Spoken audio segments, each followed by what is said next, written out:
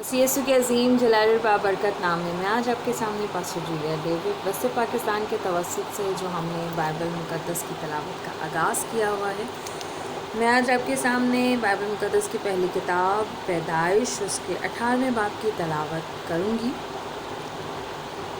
ابراہیم سے ایک بیٹے کا وعدہ۔ پھر خداوند ممرے کے بلوتوں میں اسے نظر آیا، اور وہ دن کو گرمی کے وقت اپنے خیمہ کے دروازے پہ بیٹھا تھا، اور اس نے اپنی آنکھیں اٹھا کر نظر کی اور کیا دیکھتا ہے کہ 3 مرد اس کے سامنے کھڑے ہیں۔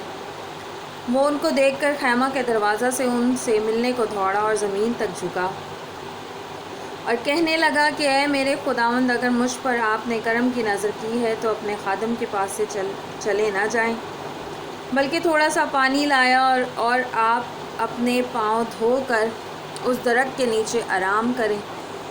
میں کچھ روٹی لاتا ہوں، آپ تازہ دم ہو جائیں، تب آگے بڑھے، کیونکہ آپ اسی لیے اپنے خادم کے ہاں آئے ہیں۔ انہوں نے کہا، جیسا تو نے کہا ویسا ہی کر۔ اور ابراہیم ڈیرے میں سارا کے پاس دوڑا گیا اور کہا کہ 3 پیمانے باریک آٹا جلد لے اور اسے گوندھ کر پھلکے بنا۔ اور ابراہیم گلہ کی طرف دوڑا اور ایک موٹا تازہ بچڑا لا کر ایک جوان کو دیا، اور اس نے جلدی جلدی اسے تیار کیا۔ پھر اس نے مکھن اور دودھ اور اس بچڑے کو جو اس نے پکوایا تھا لے کر ان کے سامنے رکھا، اور آپ ان کے پاس درخت کے نیچے کھڑا رہا اور انہوں نے کھایا۔ پھر انہوں نے اس سے پوچھا، تیری بیوی سارا کہاں ہے؟ اس نے کہا، وہ ڈیرے میں ہے۔ تب اس نے کہا، میں پھر موسم بہار میں تیرے پاس آؤں گا، اور دیکھ تیری بیوی سارا کے بیٹا ہوگا۔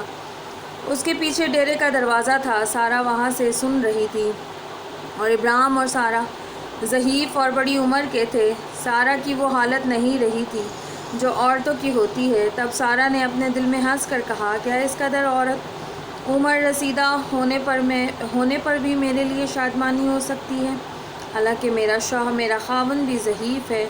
پھر خداوند نے ابراہیم سے کہا، سارا کیوں یہ کہہ کر ہنسی کہ کیا میرے جو اسی بڑھیا ہوگی واقعی بیٹا ہوگا؟ کیا خداوند کے نزدیک کوئی بات مشکل ہے؟ موسم بہار میں معین وقت پر میں تیرے پاس پھر آؤں گا اور سارا کے بیٹا ہوگا۔ تب سارا انکار کر گئی کہ میں نہیں ہنسی، کیونکہ وہ ڈرتی تھی۔ پھر اس نے کہا، نہیں، تو ضرور ہنسی۔ ابراہیم سدوم کے لیے التجا کرتا ہے۔ تب وہ مرد وہاں سے اٹھے اور انہوں نے سدوم کا رخ کیا، اور ابراہیم ان کو رخصت کرنے کو ان کے ساتھ ہو لیا۔ اور خداوند نے کہا کہ جو کچھ میں کرنے کو ہوں، کیا اسے ابراہیم سے پوشیدہ رکھوں؟ ابراہیم سے تو یقیناً ایک بڑی اور زبردست قوم پیدا ہوگی، اور زمین کی سب قومیں اس کے وسیلہ سے برکت پائیں گی، کیونکہ میں جانتا ہوں کہ وہ اپنے بیٹوں اور گھرانے کو جو اس کے پیچھے رہ جائیں گے وصیت کرے گا کہ وہ خداوند کی راہ میں قائم رہ کر عدل اور انصاف کریں، تاکہ جو کچھ خداوند نے ابراہیم کے حق میں فرمایا ہے اسے پورا کریں۔ پھر خداوند نے فرمایا، چونکہ سدوم اور عمورہ کا شور بڑھ گیا اور ان کا جرم نہایت سنگین ہو گیا ہے، اس لیے اب جا کر دیکھوں گا کہ کیا انہوں نے سراسر ویسا ہی کیا ہے جیسا شور میرے کان تک پہنچا ہے، اور اگر نہیں کیا تو میں معلوم کر لوں گا۔ سو وہ مرد وہاں سے مڑے اور سدوم کی طرف چلے، پر ابراہیم خدا کے حضور کھڑا ہی رہا۔ تب ابراہیم نے نزدیک جا کر کہا، کیا تو نیک کو بد کے ساتھ ہلاک کرے گا؟